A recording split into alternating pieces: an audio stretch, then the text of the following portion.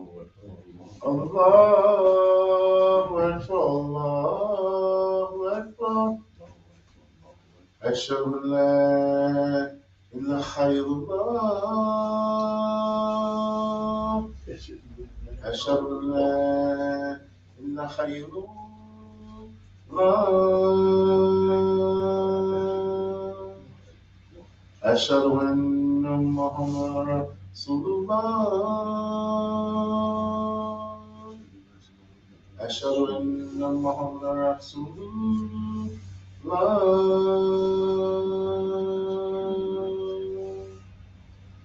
حي على الصلاة حي على الصلاة حي على الصلاة حي على الصلاة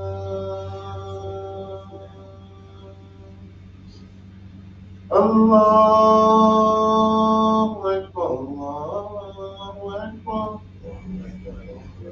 لا إله إلا الله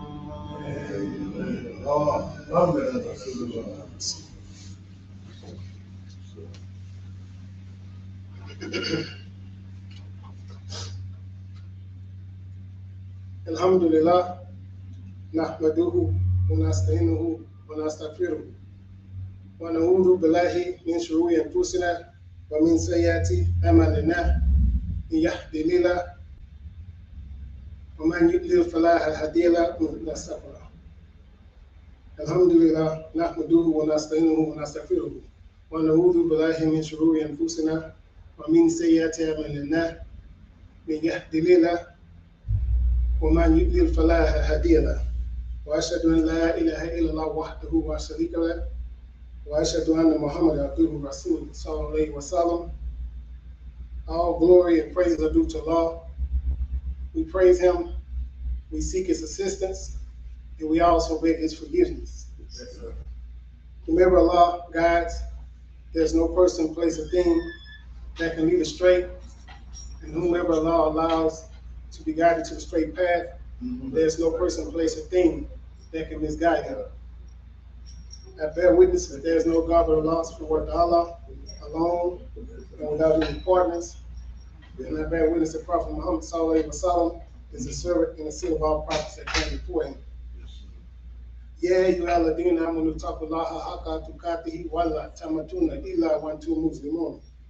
Dear brothers and sisters, I advise you as well as I advise myself.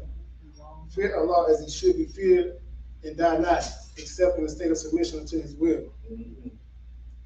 Ya ayyuhalladhina amanu awfu bil uqud. O you who believe, fulfill all obligations. And it is always an honor to be invited here to New Africa Masjid for Human Development. And I'm Assistant Imam Joseph F. Clark from the Fifth Ward Islamic Center for Human Development. And it's only by God's grace and mercy that I have the courage to come to you today and to share a reminder for you, giving honor and glorification to our Creator and our Creator alone. Today's subject matter is coming from Surah 49, Al-Hujurat, which is the chambers. And this particular chapter was written during the time that Prophet Sallallahu Alaihi Wasallam had conquered the religion, that had conquered Mecca. And Allah had perfected the religion of this deen. And a lot of people had become curious after the suspicions and the mistrust of the message of what our beloved Prophet Sallallahu Alaihi Wasallam was teaching. And it's dealing with the social etiquette of learning how to work together as a whole, in spite of how we feel or think or see each other in each other's eyes. And it's a very sensitive chapter because it has a lot to do with an individual analysis. And I was discussing with a friend on the way here about the importance of changing our own conditions. No matter what the situation or circumstances is, we are obligated to change the situation individually first before it can manifest externally. If I got a problem with somebody, I have to change my attitude first before I can make peace with that individual. I must first identify what has caused this disposition or this opposition, and it's a very painful process. And here we are in the month of Ramadan. I hope everybody's Ramadan is going quite well. And I shared with a brother when I came in, this was a very trying Ramadan for me, because you will never get this thing. I don't care how many bars you catch, how many Talim services you go to, or how many brothers' numbers you have. It's going to always be difficult for the true believer. Because once we get over one trial, there's another waiting on us. Right. And we can't be allowed to get comfortable in this process. Because when we get comfortable, we isolate and we wither away. And the message is not extended. This is not a religion where you isolate and hide from your responsibilities. And one of our main responsibilities is to do dawah, or to call people to goodness, not only with our words, but with our actions, with our personalities and our character. And during this particular month, or this burning that me and Brother Bilal was talking about earlier, Ramadan also means to burn. Burn away those defective characteristics, those habits, those things that leads us in a way to block the mercy and grace of our Rabb. So a lot of times our habits and our attitude blocks us from the mercy and grace of Allah when we find ourselves in situations of defending ourselves based on what we think we have, which is right, but our attitude toward that right is wrong. And when you study the life of our beloved Prophet ﷺ and understand that he came to perfect character, we have an opportunity to study his life, study his sunnah, and see how he dealt with the ignorance of the people, realizing that he carried this message to an ignorant people. So we have to understand that when we're walking this particular way of life, we have to carry ourselves in a certain manner. We have to respond to situations rather than react in situations. I know in the Bible it speaks about turning the right cheek or the left cheek, but we take it literally as meaning somebody smack me, I'm gonna smack them back. And that's normal. But at the same time, when you begin to understand your own defective characteristics, it helps you become more compassionate and tolerant with those who you're trying to reach. And realize just how far Allah subhanahu wa ta'ala has brought you in your struggle to be right. So, Ramadan, it narrows the way the shaitan in the body of humankind. It narrows the way of the shaitan in the human body of mankind. I'm gonna say it one more time. It narrows the way of the shaitan in the body of humankind. So I'm trying to let you know something. Allah is so merciful. He gives us a time every year to deal with those things within ourselves that will automatically develop over a year's time. So nobody comes to this part of the year and don't have nothing to put on the fire to burn away. I don't care how scholarly you are, how effective you are. Everybody has a struggle when they make it to this month. But in the part of this struggle, we have to individually make intentions to put that particular struggle on the table. Allah says He has created everything for the son of Adam, except fasting. Fasting is for Him. And what I'm getting at is that I have to be willing to put whatever it is that that's making me that's ever gratifying to me, that makes me feel good. Am I willing to put it on the table because I know it's pleasing to my God, and allow Him to remove that from me? Because I don't have the power to remove it. I have a desire to remove it, but I don't know the proper steps to take to have it removed. So first I must make my intentions. Before we wake up every morning or before we go to bed, we must make our intentions to fast. But what am I abstaining from? Because fasting means to abstain. To leave something alone. Don't touch it, don't do it. Whether it's cigarettes, drinking, illicit sex, whatever. Whatever it is that I'm struggling with, am I willing to give it up for the sake of pleasing Allah because I've been dependent on it to make me feel good for so long? So now I'm programmed to, every time I get up under stress, I'm going to go smoke a cigarette. But really all I have to do is seek refuge to Allah from the evil suggestions or thoughts of the evil one, and I will see it right. So it's a struggle to give up something that I've relied on for so long, and it's like I can't remove it because it's a habit now. And we are habitual creatures. We are creatures. We are creatures of habit. So in this beloved month, Allah will give us the emotional understanding, stability, the desire, the energy to go against what it is that we relied on for so long. It says, because the shaitan, he travels in the veins of the son of Adam. He travels through our veins like the blood in our body. That's how much persuasion he has. You know, and our Imam taught us that do not look at the particular person as being the devil, but the influence in the person. You ever been doing something you weren't even thinking about somebody coming to you and bringing you some information about somebody else? Just like our beloved Prophet ﷺ said, do not tell me anything negative about my companions because I would like to approach them with a pure heart. Sometimes people are supposing something in our mind that we don't even want, but once it's supposed, it affects us. So when we see that person in particular that we were advised about, we see them in a certain way. We don't see them through the lenses of being righteous or good. We see them through the bad that we receive. So this particular subject today is about backbiting and how important it is and how a lot of us break our fast every day because we fall into it. And we're in a society where social media, talk shows, podcasts, everybody's talking about somebody. We're talking about Jay-Z and Beyonce. We're talking about R. Kelly. We're talking about the Kardashians, you know. And these people are slandered and backbitten every day, all day. And we've never seen them in our lives. No matter how true the information is, we fall into it out of habit. And it's just something that we do. And this is something particular that I had to put on the table this year. I don't mind telling on myself. Giving my opinions.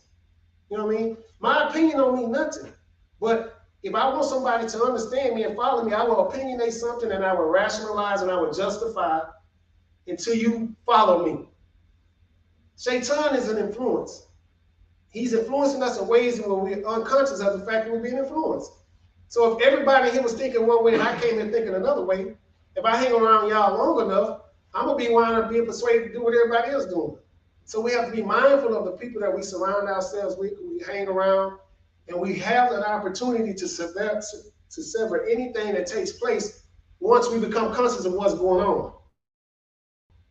It says, and when you eat or drink, it stretches out one's desires. So why does food and drink have so much to do with me controlling the way I think and say and do things? Because food makes me relax. You know, when we eat, we get comfortable. We want to go on the couch and fall asleep and do what we do. You know what I mean? But there's a connection there. And the Quran speaks about appetites unchecked. And a lot of times we don't have the knowledge and understanding to check our own whims, lower whims. We don't have the ability to check ourselves because we don't see ourselves that way. We see ourselves as humble people. But usually we don't know that we don't know until we know that we don't know. And what I mean by that is I think I'm humble until somebody do something to me and I pop off. The Prophet Muhammad ﷺ said, don't never say you know a person until you see the man. Because the Prophet Muhammad ﷺ asked the guy one time, do you know this brother? Oh yes, he's at the masjid on time. He's at all 5 salats and all that. I know the brother, he's a good brother. And he told him, don't ever say that you know anyone until you've seen the man. Then you will know that person. Because in every person, there's a person that don't nobody know nothing about. But at the right opportune time, something will trigger that person and he will arise. I've never seen him that way before. Even when the people shoot up the schools. Well, he was a good person. He cut his jaw. He did this. I've never seen that side of him. Because everybody is struggling with a jinn or whatever you want to call it, or a shaitan within himself. And until he becomes aware of that, he'll be always in conflict with people outside himself because he's unaware of the enemy within himself.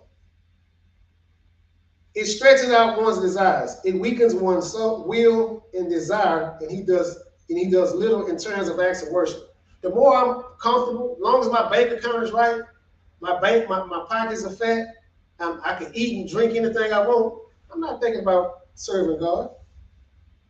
So what does hunger or starvation or abstaining has to do with keeping me conscious?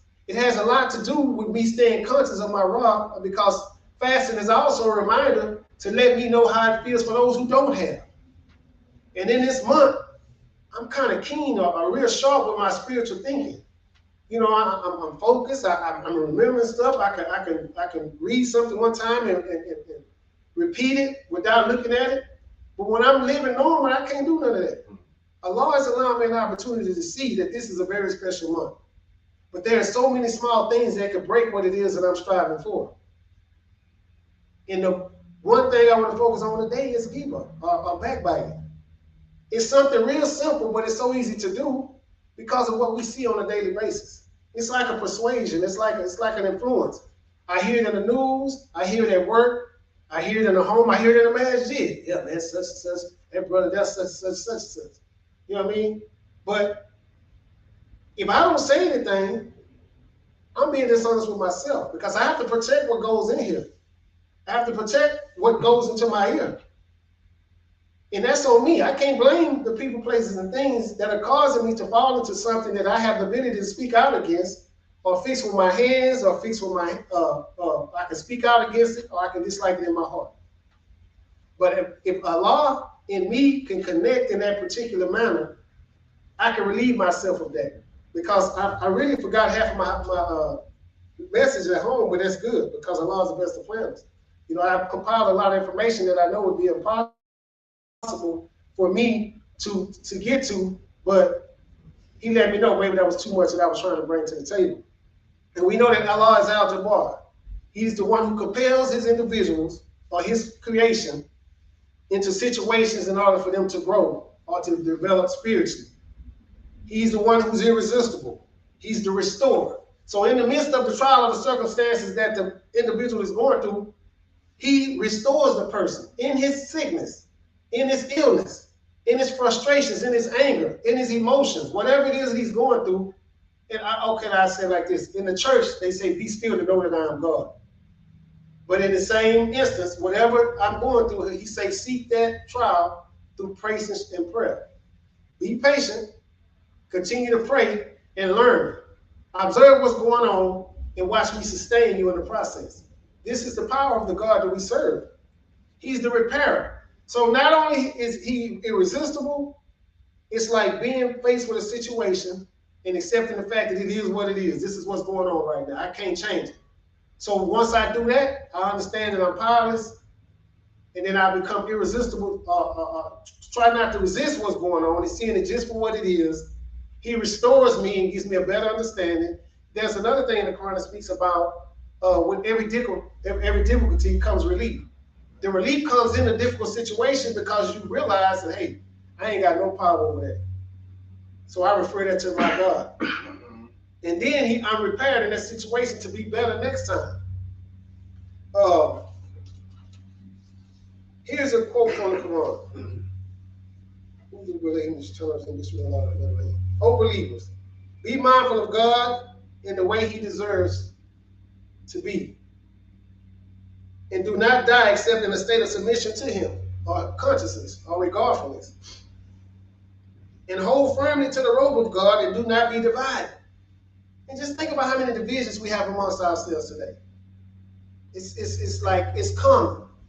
And it doesn't make sense to the sincere believer who's striving, which makes his worship a little bit uncomfortable or stressful because he don't see people trying as hard as he is. But yet in that process of learning, he understands that he's powerless, that he can be present and be the best he can in the process. It says, remember God's favor upon you when you were enemies, then He united your hearts. So you, by His grace, became brothers. So we are probably a group of people that probably wouldn't even mess around in the world outside of this faith. But yet we come here with the love of God or the love of our Rabb. And we have to learn how to overlook how we feel or what we think we know or what we say. It's not about us. Once we accept this deen, it's not about us. It's about pleasing Allah. And a lot of times we have to do things to please Him rather than ourselves. Because if we rely on emotions and how we feel, we will always be isolated. We will always not be wanting to go around certain people. But we can't undermine this faith by hiding. We have to be present in the workplace. We have to be present in the field, because we might be the only corona people may ever see. And during this beloved month, or this month of burning, we are faced with our defective characteristics, our habits, and those things that we need to work on and change to become better believers. There's a hadith on backbiting and horrific punishment in hellfire for backbiting. Anas ibn Malik reported, the messenger of Allah, peace and blessings be upon him, said, when I was taken on my night journey, I passed by people who had metal hooks in their hands, and they were clawing at their faces and necks. I said, who are these people, O Jabril? And Jabril said, these are the ones who eat the flesh of people and attack their honor. And that's scary. That's really scary. I was reading this information the other night, and I had to look within myself and see why I had been how did ease back up into this, giving my opinions on what I think, or what they should be doing, or it's easy to spot other people's fault, but like they say, if you spot it, you got it, and a lot of times Allah is showing you that you're in a position, but you can also lose it with your attitude by commenting or giving your opinions on things. I know the Bible speaks about do not be judged for fear that ye be judged, because I often find ways in which I speak on things and later find myself in that same situation. And then I think about me making a comment and realizing that, okay, now I understand what that means. Be more humble. If you see somebody struggling, help them out. Don't find somebody else to go talk about them about. And we got a bad habit of doing that. If I see a brother coming out of something he ain't supposed to, just go greet him. I ain't got to tell him to not do it, just greet him. His spirit, his self-accusing spirit will check him himself. And the most important thing about my message today is I want to share a couple of hadith with believers, people that we respect in this deen, that used to make these mistakes, to let us know that we all fall up under this banner. Ain't nobody exempt. We all speak. But it's easy to clean up when we find ourselves in these conversations. Rather than help them crucify the brother or sister, we can clean it up a little bit. Yeah, you might be right, but man, that's a real good brother. Change the subject and put something positive on it, which is to give the person that's bringing you the information, because we're supposed to be ascertaining the truth of what's coming to us in the first place. And this comes from Surah 49. When someone comes to you with something about your brother or sister, ascertain the truth first. But a lot of times we don't do that. We just take the information, even though we feel like it's not affecting us. We'll see that person later, and then we'll find ourselves judging that person based on what we heard, rather than getting to know that person on their own. It is reported by that Al-Hassan al-Basri said, son of Adam, you will never find the reality of Imam as long as you fault people for doing what you yourself are guilty of. He said, you will never find the reality of Imam as long as you fault people for doing what you yourself are guilty of, until you clear yourself of that fault and correct it. See, it's up for me to change the situation. It's not up to me for the person that's bringing it, because that is a trial for me. I have to change that situation. Look here, brother. That's a good brother. Now, I understand what you're saying, but let's focus on the good. And a lot of times we don't want to rock the boat because the person that's telling us is somebody close to us. And we don't want to hurt their feelings by being the truth. But like we say, truth knocks the brains out of falsehood. It says, then you will not correct a fault in yourself except that you will notice it in another. I said that earlier, despite it, you got it. A lot of things we identify in people we have in ourselves. And we don't even be having a clue that that's what it is. It says, and this is the most beloved thing to Allah when you are like this. See, when we have the ability to check ourselves before we wreck ourselves, we become better believers, we become more compassionate, and we become more tolerant. You know what I'm saying? But a lot of times we are intolerant with people because there are things in them that we dislike, which is what we dislike in ourselves. Assalamu alaikum warahmatullahi wabarakatuh.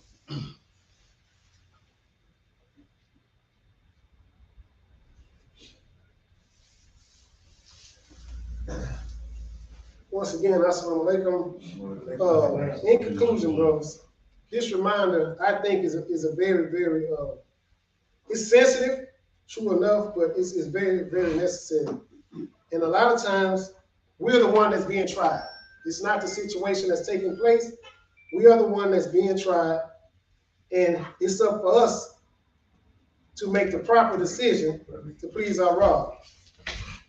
There's a hadith about two women that were dying of thirst. And a gentleman was trying to bring these two women to the Prophet. And Sallallahu Alaihi Wasallam. And he said he would turn away from them. So they kept bringing the two women to the Prophet Sallallahu Alaihi Wasallam and said, these women are dying of thirst. The Prophet Muhammad kept turning away from them and walking away. This is during the time of Ramadan. And they were mentioned to him again. So he called for them and ordered them to vomit. Or he put out two big bowls in front of the two women. And they began to throw up. And they fill both bowls with pus, bones, and flesh. So they both vomited and filled up the bowl with pus, blood, and pieces of flesh. Then the Prophet Muhammad ﷺ said, these two fasted by refraining from what Allah made lawful for them. But they broke their fast by doing what Allah made unlawful for them. One of them sat with the other, and they began to eat the flesh of people. They began to discuss other people. And it made their fasting real, and it made it real difficult for them. And they began to almost die of thirst. And what transpired with these two women in the presence of the Messenger of Allah subhanahu wa ta'ala, this was from the miracles that Allah allowed to occur at the hand of our beloved Messenger, sallallahu alaihi wasallam, so that he could show the evil effects of backbiting to the people. And as the Quran says in ayat 12 of Surah 49, do not backbite. You know, would you like to eat the flesh of your dead brother? And this is a hadith that shows that backbiting breaks the fast. That's just one. There are many hadiths that speak about this. And like I say, speaking is just one way to break our fast. There are so many ways that we can break our fast. I would like to share another story with you that dealt with Abu Bakr and Umar. Once there was a man with Abu Bakr and Umar who served them. He was a servant, and he would feed the brothers and lunch, dinner, and breakfast. So one day the guy overslept, and they woke up before he did, and didn't have any breakfast present. So they say, man, he lazy, he always sleeping. I'm just using everyday terms, but I'm pretty sure it was a different expression back then. So when he woke up, they sent him to the Prophet and say, send the Prophet sallallahu alaihi wasallam the greetings and tell him that we are hungry. So the Prophet sallallahu alaihi wasallam said, haven't they taken their food? So he was like puzzled, and he said, go back and tell them, haven't they already taken their food? So the man went back and carried the message to Umar and Abu Bakr. And they went to the Prophet and gave the Prophet the greetings and said, why didn't you send us some food? And he said, haven't you already eaten? I can see the meat in your teeth from the flesh of your brother. I mean, and so they both put their head down, you know. See, a lot of times we do things out of habit and we're unconscious of what it is that we're doing. I mean, it's just something that human beings do. People irritate us, they frustrate us, you know, and we have to strive extra hard to change that. Allah will never change our condition until we first change it. But we must identify it as being wrong first. Ain't nobody used to walking around taking an inventory of themselves every day unless they know how much of a monster they are. Like the Prophet ﷺ said, Shaitan runs through our veins like the blood. He always trying to find a way. He already told us he's an avowed enemy. He told us he would attack us from the front, the back, the left, and the right. So if he on this game up here, I'm going to hit him from the back. If he got the back and the front covered, I'm going to hit him from the left. If he got the left covered, I'm going to hit him from the right. You're such a scholar. You know so much. Everybody should be learning from you. Next thing you know, I'm giving my opinions on what I think and what people should do, and without even understanding that anybody can fall at any time, no matter what level of this deen that you're on. By being lazy, by being arrogant, by being cocky, we can fall off the pedestal. And Shaitan already know where we're slipping at. Because he's watching and he's laying a weight on that straight path to make us, to try to prove to Allah subhanahu wa ta'ala that we're unworthy, that we're ungrateful. So this is one of the main things that I put on my plate during this month of Ramadan. That's why I see now that why our beloved Prophet Sallallahu Alaihi Wasallam spoke real less. And it's also when I was in the church, it said that what's that saying that be swift to hear and slow to speak. You know what I mean? So a lot of times our tongue, which there are hadiths to speak about the tongue, you know, how powerful it is. You know, and the best thing to do is keep quiet. And our beloved Prophet Sallallahu Alaihi Wasallam has told us already, if you ain't got nothing good to say, don't say nothing at all. It's so easy to fall into things that we really don't want to fall into. Especially in a society where we're told that we have the will to do what we want to do. But not the fact that we only have the will to do what the law allows us to do. But that's one law. We're talking about the law of our Creator. And when He tells us something, we should strive extra hard to maintain that, to apply that. And we have our perfect examples in our beloved Prophet Sallallahu Alaihi Wasallam. Not just him, Isa alayhi salam, Musa alayhi salam, Jacob. All those stories have something that we can identify with that can help us through our daily life, through our daily struggles. But if we don't have a desire to seek refuge to Allah and to get back on guard and to become conscious, because if we're not conscious of Him, we subject ourselves to what's wrong. We subject ourselves to the everyday hustle and bustle of life. And we'll find ourselves justifying and rationalizing. And now, on top of all that, procrastinating. Because it's so easy to get back on guard. It's so easy to go make wudu and cleanse ourselves from the anger and frustration of any situation that's taking place in our life. But we have to develop the habit of doing that. This is an action religion. This is not a religion of knowledge. It's not a religion of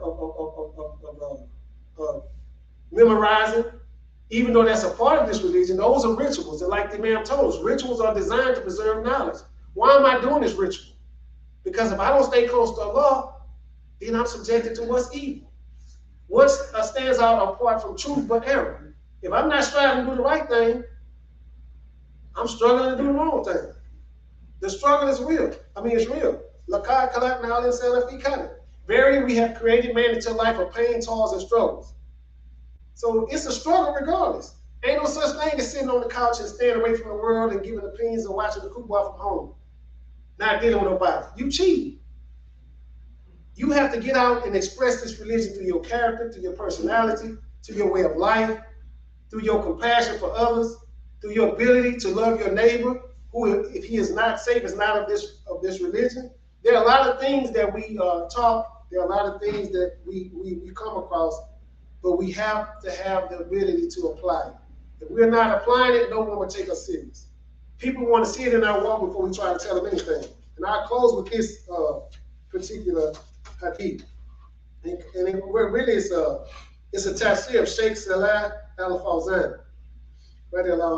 He said, as long as the Aqidah is shaky and blemished, which is the creed, the Muslims cannot be united.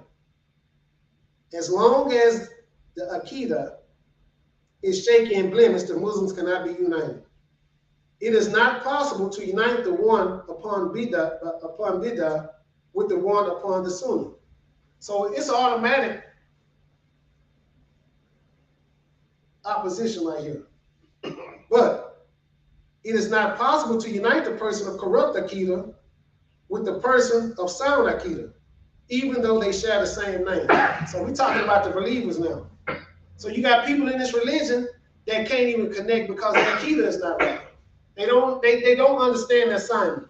And until we understand this assignment of what it is to be a Muslim, that we're here to worship Allah, that any circumstance or situation that takes place in our life is something that Allah is orchestrating. He controls the qadr of everything. That's predestination. So the situations that we face have already been written. It's up to us to pass that situation or circumstances that's taking place in our life.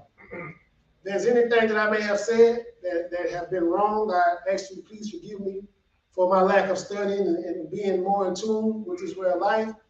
But sometimes life will kick in and squeeze you to burn away more of those abilities. And this is what happens in the month of Ramadan, when we have an opportunity to burn away some of them things that we become habitual with over the past year. If there's any good that have come from what you have told me, I ask you to give that glory to Allah subhanahu wa ta'ala and give him all the praise.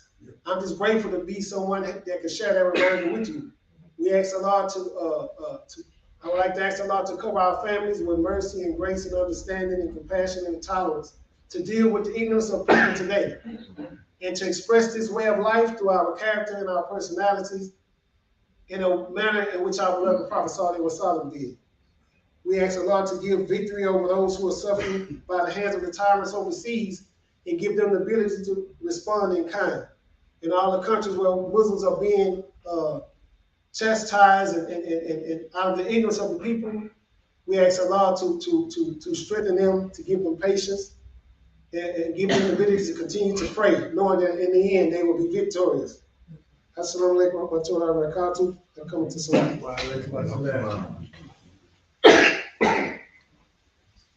Allahu Akbar, Allahu Akbar. أشهد أن لا إله إلا الله وأشهد أن رسول الله. حي على الصلاة حي على الفلاح. قد قامت الصلاة قد قامت الصلاة.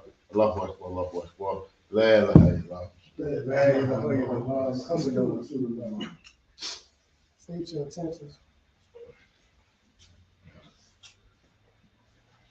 Allahu Akbar. Allahu Akbar.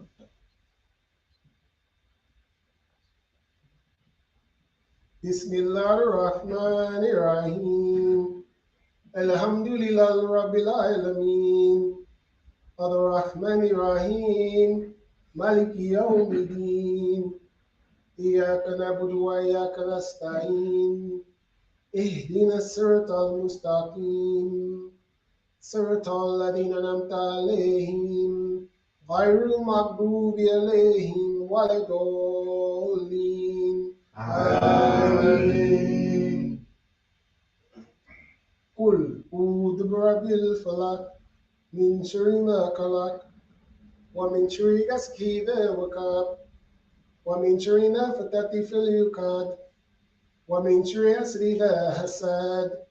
Allahu Akbar. Allahu Akbar. Sami Allahu liman hamidah. Allahu Akbar. Allahu Akbar. Allahu Akbar.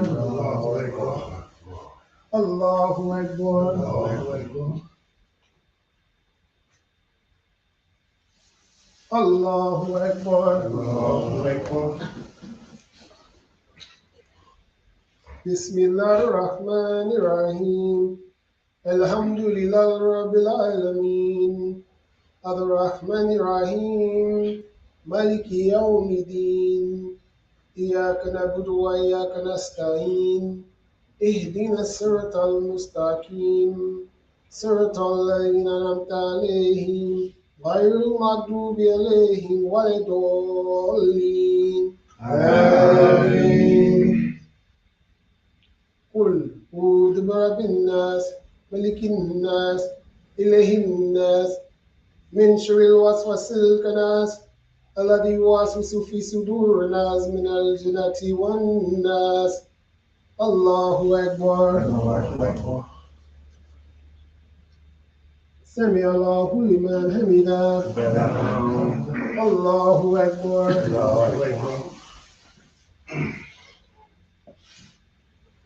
Allahu Akbar. Allahu Akbar. Allahu Akbar.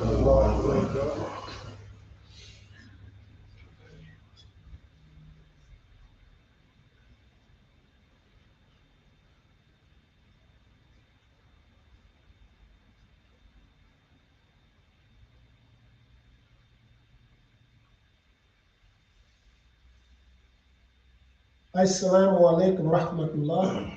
Assalamu alaikum rahmatullah. Assalamu alaikum wa rahmatullah. Assalamu alaikum wa rahmatullah. Diggers and members of Allah, subhanallah, Subhanallah. subhanallah, Subhanallah. subhanallah, Subhanallah. subhanallah, Subhanallah. subhanallah, Subhanallah. subhanallah, Subhanallah. subhanallah. Subhanallah. Diggers and members of Allah, alhamdulillah, Alhamdulillah. alhamdulillah, Alhamdulillah. alhamdulillah, Alhamdulillah. alhamdulillah, Alhamdulillah. alhamdulillah, Alhamdulillah. alhamdulillah, Alhamdulillah. alhamdulillah. Alhamdulillah. Diggers and members of Allah, Allahu Akbar, Allahu Akbar. Allahu Akbar, Allahu Akbar. Allahu Akbar, Allahu Akbar. Allahu Akbar, Allahu Akbar. Allahu Akbar, Allahu Akbar. Allahu Akbar, Allahu Akbar. Allahu Akbar, Allahu Akbar. La ilaha illallah. Alhamdulillah. Al-Fatiha and Yusef, Bismillahir-Rahmanir-Rahim, Alhamdulillahi Rabbil Alameen, Ar-Rahmanir-Rahim, Maliki Yawmiddin, Iyyaka na'budu wa iyyaka nasta'in, Ihdina as-siratal mustaqim, siratal ladzina an'amta 'alaihim, ghayril maghdubi 'alaihim waladdallin. Amen. It's a couple of our last second of prayer. Allahu Akbar. Allahu Akbar. Okay.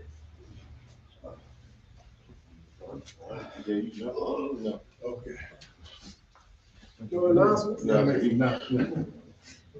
Allahu Akbar. Allahu Akbar.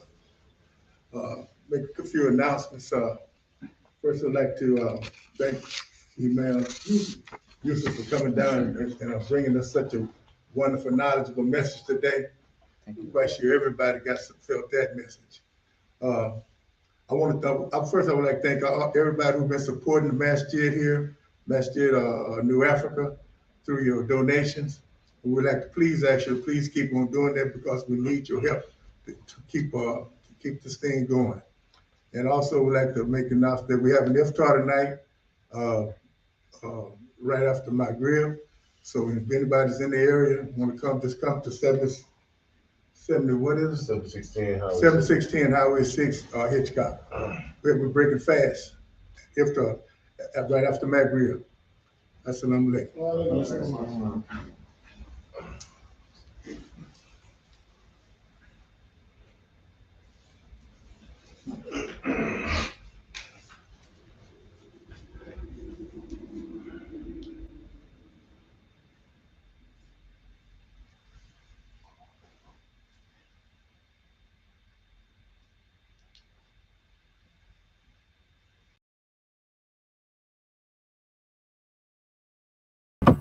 Assalamu alaikum. Please stay tuned for a few more additional announcements.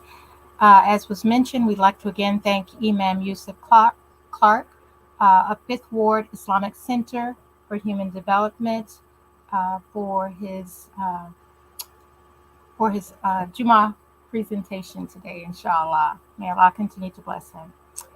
Also, there will be iftar tonight at the masjid and tomorrow night. So there will be iftar on Friday night and Saturday night. And again, the address for Masjid New Africa is 7610 Highway 6 in Hitchcock, Texas, 77563. We'd also like to invite you to join us every Friday at 1:30 p.m. for Jumu'ah prayer and every Sunday at 12:30 for our public address, Tylene. And again, our address is Masjid New Africa, 7610 Highway 6 in Hitchcock, Texas, 77563. This Sunday, we have the pleasure of having our dear brother Talib Kiam Thomas joining us. So again, that's 12:30 this Sunday on our Facebook and YouTube pages.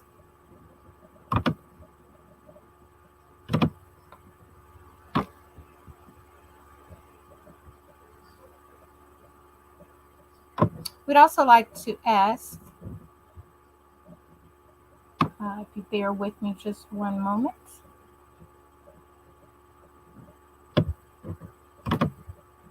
that you support Islamic Learning Institute. Right now, the Islamic Learning Institute has a launch good going on. And again, we ask that you help us continue the legacy of Imam Qasim Ahmed, Rahimahullah, of teaching Quranic Arabic to those who desire to learn and love the Quran and provide free Quranic education for our youth as they are our future. The link is shown below, and I will also place that in the chat. So again, we ask that you support the Islamic Learning Institute and help us continue the legacy that was initiated by our dear Imam Qasim Ahmed.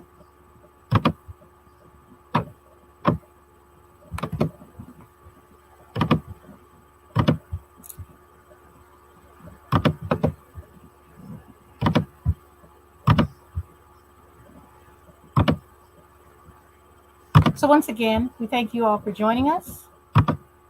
On behalf of Masjid New Africa, Center for Human Development, the resident Imam, Imam Tyree Elamine Boyd, the believers, and the community, thank you for joining us for Jumu'ah prayer. Please join us again on Sunday at 12:30 for our dear brother Talib Kiam Thomas. And we ask that you, inshallah, have a wonderful week, rest of wonderful Ramadan, inshallah. And again, feel free to join us tonight at the masjid for iftar, and again tomorrow. You can contact us on our Facebook page and just hit us up and let us know that you plan on attending. And if not, just show up. We welcome everyone with open arms, inshallah. Assalamu alaikum. Jumu'ah Mubarak.